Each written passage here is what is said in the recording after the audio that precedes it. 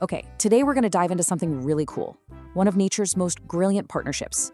I mean, what if you could grow your own fertilizer? Like, create a garden that literally feeds itself? It sounds like magic, right? But it's not, it's pure biology. And we're about to unpack exactly how it works. So let me just ask you straight up. Could you grow your own fertilizer? I mean, really? Well, the answer is a huge yes. And honestly, once you get how it works, it can totally change the way you think about your garden.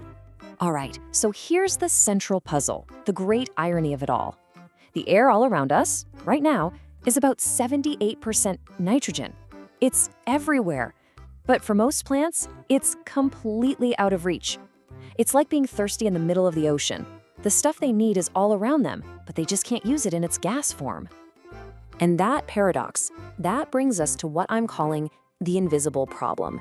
Let's dig into why this nutrient they can't even reach is so incredibly important. You know, nitrogen is basically the engine of photosynthesis. It's what fuels all that lush, green, leafy growth. So if you've ever had a plant that's just kind of sitting there, its leaves are turning yellow, well, a lack of nitrogen is one of the biggest reasons that happens. It's just absolutely crucial for a healthy plant. But of course, nature is smart. It has this incredible solution. It's this sort of secret partnership happening right under our feet. And this is where things get really interesting. So let me introduce you to the heroes of our story, nitrogen fixers. We're talking about a special group of plants here, mostly legumes, that have formed this amazing alliance. They team up with these incredible soil bacteria called Rhizobium to do the impossible, to literally pull nitrogen right out of the air. And it's basically the perfect trade. Okay, so first, the bacteria move into the plant's roots and they form these little bumps called nodules. The plant then feeds the bacteria sugars, pure energy from photosynthesis. Now, in exchange for that free meal, the bacteria work their magic. They grab nitrogen gas from tiny air pockets in the soil and they convert it into a form the plant can actually use. We're talking about a perfect, self-sustaining fertilizer factory happening right there in your garden soil.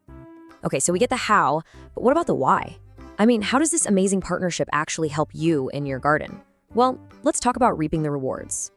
There are 3 huge benefits here. First, and this is the big one, free fertilizer. You can seriously cut back on, or maybe even completely stop buying bags of the synthetic stuff. Second, they literally improve your soil structure. A lot of these plants have deep taproots that act like little plows, breaking up hard, compacted soil so air and water can finally get in. And third, they're total mulch-making machines. They grow super fast and their leaves are packed with nitrogen, making them the perfect mulch for your other plants. All right, so maybe you're sold on the idea, but the big question is, what should you actually plant? Let's open up the garden toolkit and take a look. So a really great way to think about this is by layer, just like in garden design. For your ground cover layer, you could use something like clover on your pathways, or even peanuts. I mean, how cool is that? You get a harvest while you're improving the soil. For your edible annuals, we're talking classics like beans and peas, they feed you and your soil at the same time.